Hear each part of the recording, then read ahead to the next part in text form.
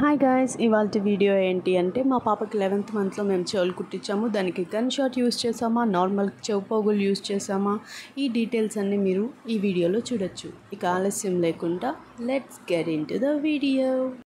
మేము ముందుగా అయితే గన్ షాట్ అనే అనుకున్నాము, అందుకే జిఆర్టీకి వచ్చాము. బట్ ఇక్కడికి వచ్చాక ఒపీనియన్ అయితే చేంజ్ చేసుకున్నాం. అది ఎందుకు అనేది నేను మీకు లాస్ట్లో ఎక్స్ప్లెయిన్ చేస్తాను. ఇక మేము డైమండ్ సెక్షన్కి వెళ్ళాము. ఇక్కడ డైమండ్ చెవి పోగులు అయితే ఇవి నచ్చాయి. ఇవి లైట్ వెయిట్ ఉండేలాగా చూసుకున్నాము, ఎందుకంటే చిన్న బేబీ కాబట్టి ఇంకా డెలికేట్గా ఉంటుంది కదా వాళ్ళ స్కిన్ అండ్ మజిల్స్. సో ఇక బిల్లింగ్ దగ్గరకు అయితే వచ్చేసాం.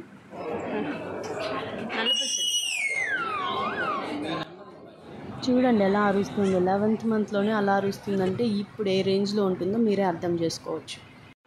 ఇందుకు మేమైతే గన్ షాట్ ఎందుకు వద్దనుకున్నామంటే, గన్ షాట్కి యూజ్ చేసే మెటల్ అయితే గోల్డ్ కాదు, సమ్ పిచ్చి మెటల్.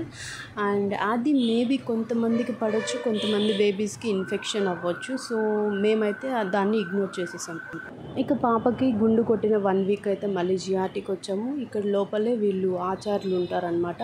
వాళ్ళ దగ్గరికి వెళ్తే మనకు పాపకి ఇలా చెవులు కుట్టేస్తారు.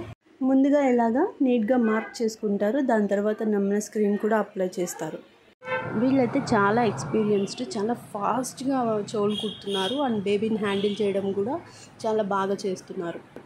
అదే మనం గన్ షాట్కి వెళ్ళామంటే గన్ షాట్లో యూస్ చేసిన మెటల్ని మళ్ళీ మనం వచ్చి రిమూవ్ చేయించుకోవాల్సి ఉంటుంది.